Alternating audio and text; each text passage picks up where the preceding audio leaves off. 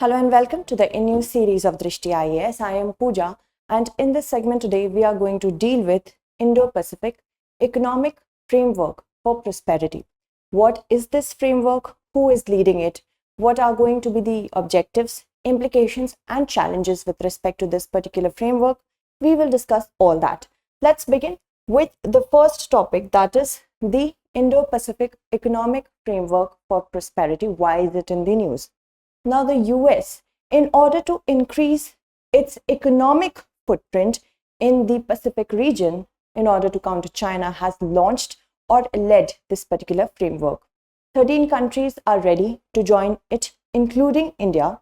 Although India did not say anything with respect to this particular framework in the beginning, but now India is ready to join it. This particular framework has been launched at the Quad Summit in Japan, and this framework will have many objectives and implications that will encompass not only the digital arena but also environmental, related to corruption and sustainability of free and open Indo-Pacific. Let's first of all try to read our minds through which are the countries that are going to join it.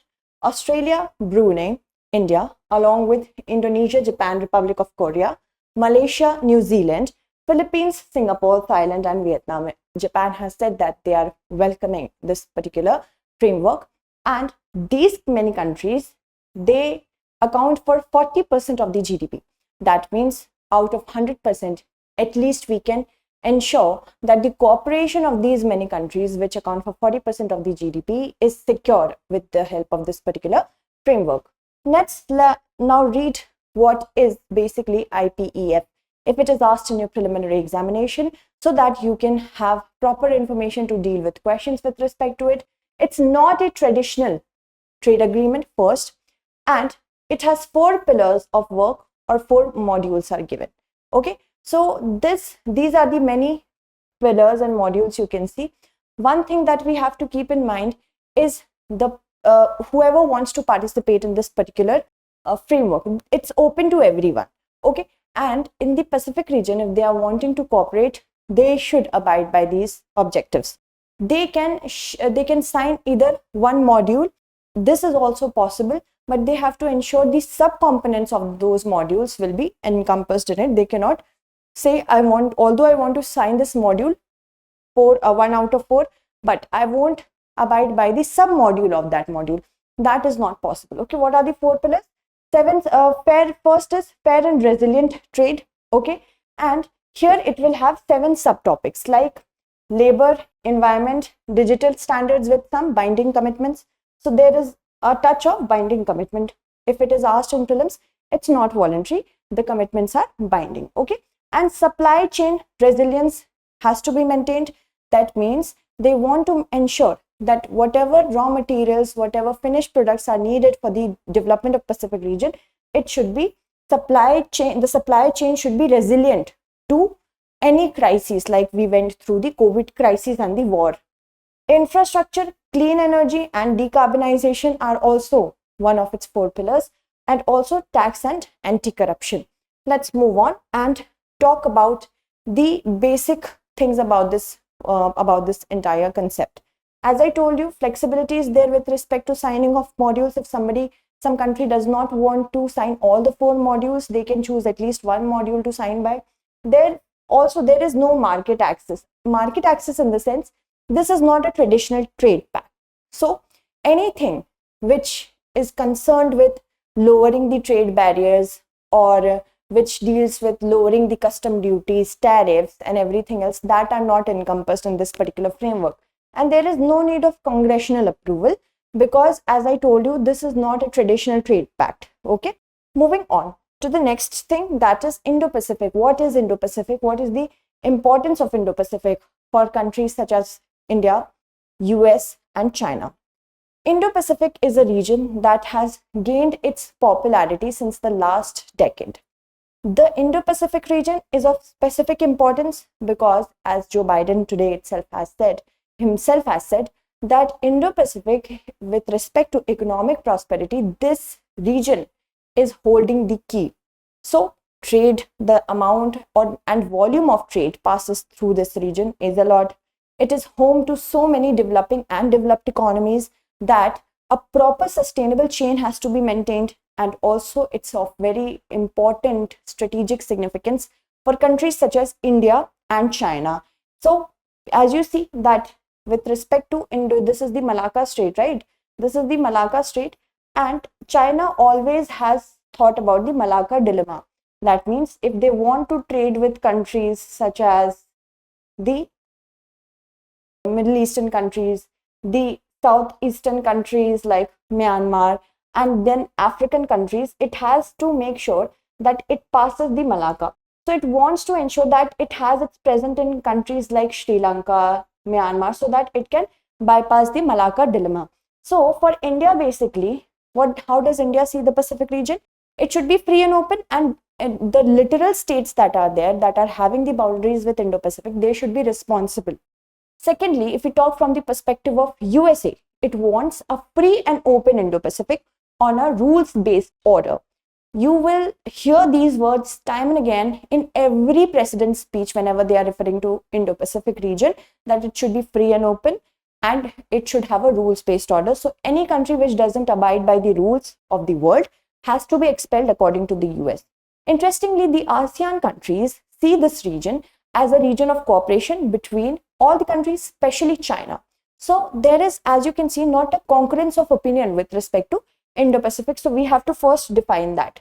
Secondly, as you see that the US Indo-Pacific strategy wants to secure countries such as Japan, India, Australia, and US. So these are the 4 countries that India wants to ensure that it's free and open for trade amongst these countries. But you have to keep in mind, these countries are also a part of Quad, Quadrilateral Security Dialogue, which is an informal, not a formal, an informal grouping consisting of countries like India, Japan, Australia, and the US. So at the Quad Summit only you can see that this particular framework has been launched. Okay, let's move forward and talk about the objectives. First, it wants to achieve the concept of connected economy. There should be a cross-border data flow and data localization. Data localization should also be there. Cross-border flow should also be there. Strong labor and environment standards should be there, and corporate accountability should be there. The businesses should be accountable. Then we have resilient economy. This is the first of kind supply chain commitment. And for that, an early warning system, if there is any impending crisis that could ill impact the supply chain, for that would be developed. Critical mineral supply chain, because the coming world is of minerals. As you see, lithium as well as important natural gas sources are present in the Indo-Pacific region. So for that, improving traceability in key sectors, like we had a problem with silicon chips were also very less. Silicon chips had a crisis because the factories were closed after that war occurred. So for that as well, there is a need to improve the traceability. What is the storage capacity, how much we need to build for the future. Coordinating to diversify the efforts. Also, there should be diversification of efforts, not only from one perspective we have to see, but a lot perspective. Clean economy, this is the first of the kind commitment on clean energy. Decarbonization, making our carbon emissions lesser, and infrastructure that promote good paying jobs. Employment is a problem that is being dealt with every country, not only India. So fair economy is also a part of its objectives. Enforce effective taxation system, so that revenue is again through the taxation is paid back to the betterment of the society. Anti-money laundering and anti-bribery regimes are also a part of it. So if it is asked in prelims, you are able to answer this question with respect to what are the objectives. Now, exchange of tax information is also there. What is the tax information? And this is also with respect to the digital companies, the big companies such as Google, Apple, Facebook. So all these are included in it. Also, criminalization of bribery will be done according to the UN standards. If this prelims question would be asked with respect to US standards, no, UN standards is there. Okay, and effective implementation of beneficial ownership recommendation to strengthen the efforts to crack down on corruption. So you see, it is a multifaceted, very comprehensive and aspirational approach towards the Indo-Pacific. Now, this is a new vehicle of what for US. It is very significant because it is US led. So it is a new vehicle for US after US withdrawal of Trans-Pacific Partnership, when Donald Trump withdrew from the partnership back when his administration was there. For that, this is kind of a substitute, but the substitute is not very comprehensive in the sense that it is not a traditional trade pact which could have been backed with legal legislations in their own countries, a more conclusive and a more concrete efforts that could have been made if it would have been a traditional trade pact. Ensuring economic footprint of USA. Now USA is already ensuring that it is militarily increasing its footprints in Europe, because now after the war of Ukraine and Russia has been labeled as an aggressor, and because of that many countries have actually abandoned their policy of neutrality, such as Sweden and Finland, and they are wanting to join NATO. So military footprints are increases, but this is a strategy. Many experts call it all guns and no butter strategy. That means they're only talking about military and not talking about the economic prosperity. So in order to gain control economically as well in this region, this has been done. Another very important fact that you must realize over here, countries such as Sri Lanka, they were actually infested. I would definitely call it infested, because the economic intrusions that China made in Sri Lanka with its debt trap is something that has shown that countries in the Indo-Pacific are in a need of funding, but they are taking it from the wrong country, that is China. So that is why it has unraveled at the correct time, very strategic, and it helps counter China's economic dominance, which I have already discussed. Let's move forward and talk about the countries that are reacting. Prime Minister Modi to John Biden's IPEF. This I have already told you, India is joining. For India, it's going to be a little dicey, because first of all, there is lack of market access, because again, I'm saying that time and again, it's not a traditional trade pact. A traditional trade pact has many commitments like zero tariff policy, or tariff barriers are removed, quotas are also lessened. So like that, there is a lack of market access. This is more of an approach like, okay, we have an intention to, at the superficial level, take care of the economy, but not actual. US interest has been prioritized from the India's perspective. If India is a regional power, India should make sure that it leads such things in the entire world, because India wants to gain its significance, not have some outer power come here and lead it, right?